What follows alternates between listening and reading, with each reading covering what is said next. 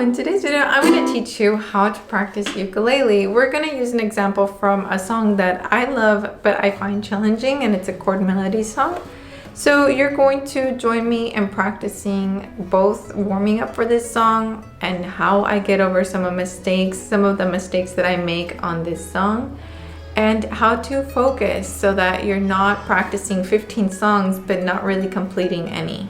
Okay, so when you practice ukulele, step one is to choose one song, not 5 songs that you're going to scan through all of them and complete none. I am watching you. I know that's what you're doing. Choose one song. And just because you might have a hard time choosing a song, I know I get decision fatigue. I've chosen one song for you. There's a free printable down below. But I'm gonna have here on the screen, we're gonna work on line 1 so that I can teach you how to practice while practicing. So item number 1 on our checklist is done, which is choose a song. We're gonna do Vie En Rose, chord melody.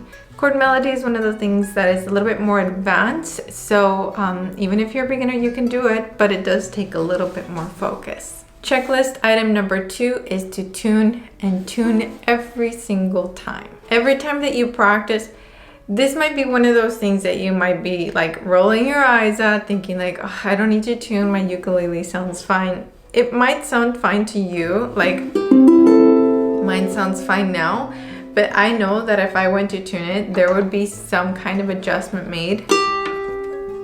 See, it's adjusting to my tuning. And you know what? Every time that you play it out of tune, you're training your ear to think, oh, that's the correct tuning, like that's fine. And so if you've ever wondered, how come some people know how to play by ear or tune by ear? Well, number 1, they've been training themselves to know what their instrument should sound like when it's in tune. So now that my instrument is truly in tune, I'm ready to get started. Now, our first thing to do is look at the chords of this song. And so we have C, we're just doing line 1, then C major 7, then C6, D minor 6, and G7. So what we're gonna do first is a warm-up. And a warm-up can be a literal warm-up. If you have arthritis or like pain in your joints, I recommend you grab some lotion and give your hands a nice massage, build up the temperature on the hands, or run your hands under warm water as well. That will definitely help.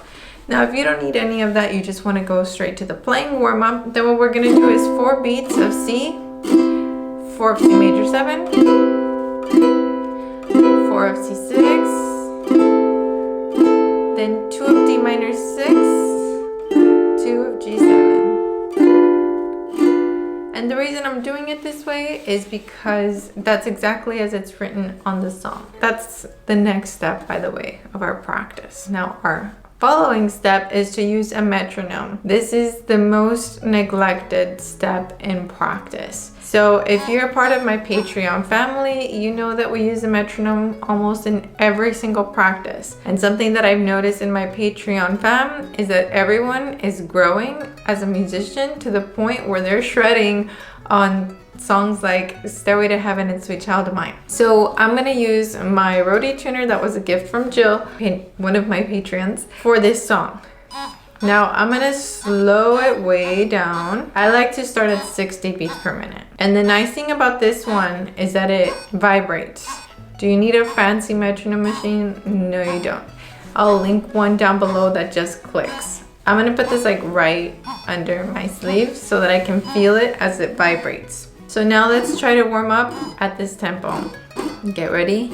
1, 2, 1, 2, ready, go. 2, 3, switch, switch, switch, switch. One more time. 1, 2, ready, go.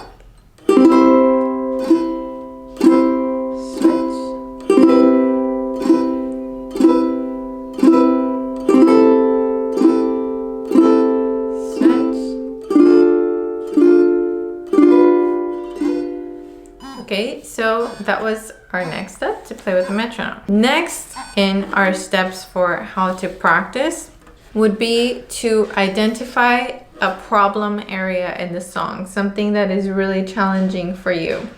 So like, let's say that we played through the first line and we're doing just fine, even though that was just our warm-up. So let's look at, for example, the fourth line. We have D minor 6 to an F minor 6. So we've got 0 5 5 5 to 0 5 4 5.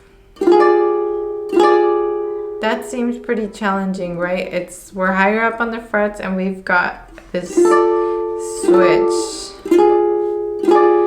The next step in how to practice correctly would be to identify a problem area and work only on that area. A mistake that I see a lot of beginners make is that they'll go to the top of the song all the time when they practice and play until they make a mistake. And they're like, let me start over.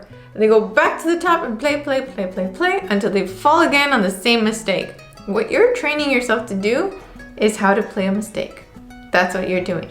You don't want to do that. After you've warmed up, go straight to your problem area. Go straight to just exactly where you mess up every time. So for me, figure 13 on this song, the chord melody part, we've got 0 5 5 5 with a 3 on A string only, and then 0 5 5 4 5. That for me is challenging. Even now I'm making a mistake on that. So what I need to do is I need to turn on my metronome at a really low tempo marking. I'm going to put it at that 60 tempo marking. This is a vibrating metronome, so that's why I'm putting it under my... Okay, here we go. So I'm going to try. That's way too fast for me, so I'm going to slow it down to 40. And so this, what I'd like for you to do is to use the metronome when you're practicing.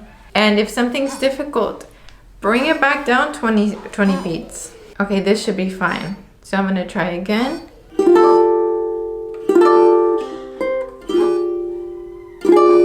There we go, better. And I'm gonna do it until I'm comfortable with it. Again.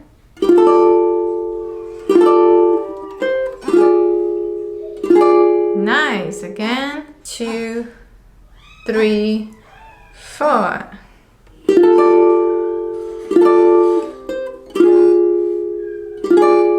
And now I feel a lot more comfortable with it. So next what I would do, and this is the next step in how to practice, once you've practiced an area that's trouble for you, add only one bar before. Because the thing that happens to us when we make mistakes is sometimes we're anticipating that we're gonna make a mistake and we get a little bit of anxiety. Oh, I'm about to make a mistake, And so you make the mistake because you're thinking about it. So for me with this part, I've got an F plus a C chord. It's still an F, but I call it F plus C.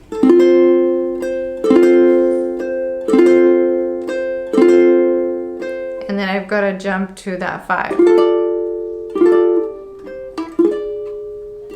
So I got stressed out thinking about that jump. So what I need to do is 1, plan my move. How am I gonna move to this that's most efficient? Well, I already have a pinky on A string. So I'm gonna use that pinky to guide me to the 5s. And by doing that, I leave the index finger free to do the next part.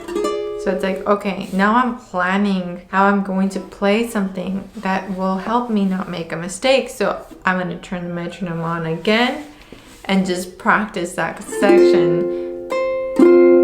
And 3 and 4 and...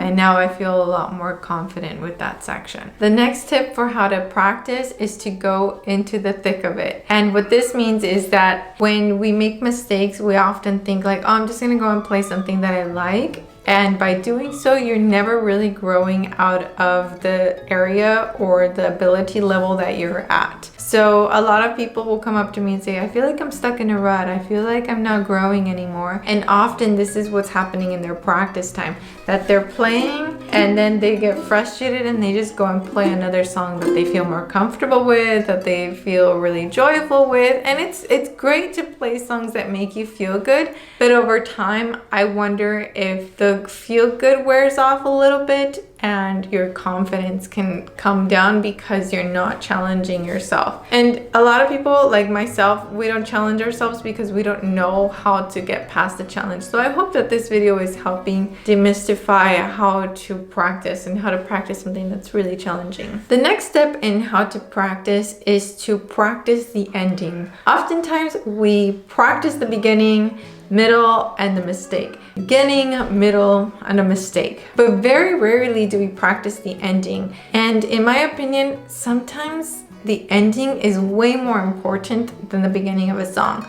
Of course, both are important, but the ending, if played correctly, can make your audience feel like, oh, and just give them chills, right? So I recommend that you go to the ending of the song and practice how you're going to end it. And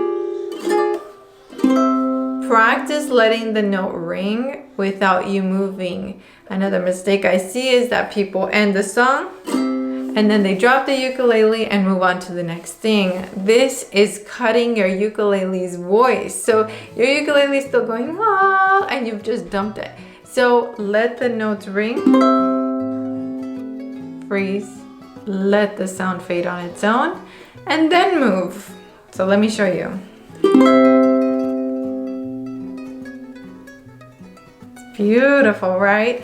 So be really intentional with your endings. I have one more step on how to practice. I'm not sure if you're gonna love this one, but it's gonna make a big difference in your playing. After you've had your little practice session with the one song, focus, practice one song. What I'd like for you to do is record yourself playing the song from beginning to end, or at least the part that you practice. This is not to get a perfect recording, so don't record more than once. This is not to show off or to upload. It's really just to gather data on what you sound like on that day. That's it. And so as you do other practice sessions, you'll do that at the end of your practice, and then you can compare and see your growth. Another thing that this will help with is, for example, let's say you practice twice a week. I would love for you to practice every day, but I understand that it's not always possible. Then right before you practice, you can go back to the video and watch your performance and see where you were struggling at your last practice and identify that area and go straight to it with your practice. So after you warmed up, go straight to the area that's a difficult area for you, and then you'll dedicate practice time to it and hopefully eliminate that mistake. If you're practicing by watching YouTube videos like the ones on my channel, then I recommend that you invest in an Elmore pedal. The way that this pedal works is, one, you turn it on and then you'll see that this light here is flashing. That's flashing because it wants to be paired with a device. So let's say that you watch instructional videos on YouTube. Then you will pair this with wherever you're watching your YouTube videos. It could be a computer, a tablet, a phone. Once it's paired, it will stop flashing and it's ready to go.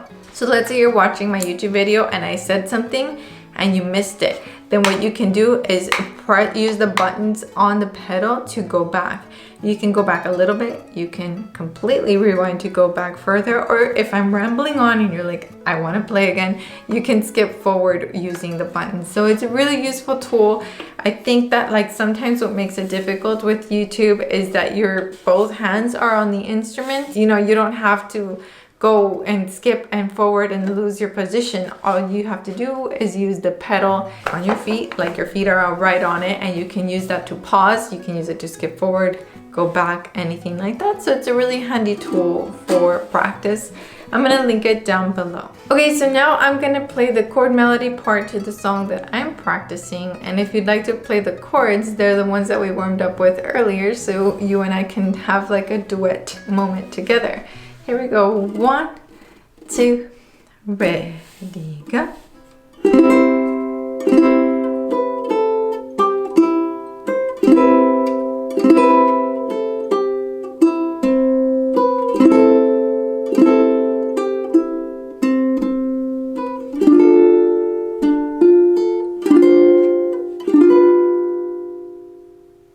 Throughout this video, I've been playing the Nova U Pro from Enya. I will link it down below. This is a carbon fiber composite ukulele that I'm not afraid of getting wet because it won't get damaged. It's all one solid piece. It comes with strap buttons, a strap, a matching case, a capo, and replacement strings. I was trying to remember. It comes with everything that you need. I like the sound of it, so I will link it down below. I often get asked which ukulele I recommend people to buy. And there's so many out there on the market, so if you're ever wondering what I recommend, just anything that I'm playing in my videos is something that I would recommend to you. Thank you so much to my patrons for sending in this question. I really appreciate when you ask me very unique and specific questions like this one because I can make videos to answer those questions. I hope that you enjoyed today's video. Join me on the Patreon family if you would like to learn more chord melody, and do so via Zoom because we meet every week. Alrighty fam, take care. See you in the next one. Ciao!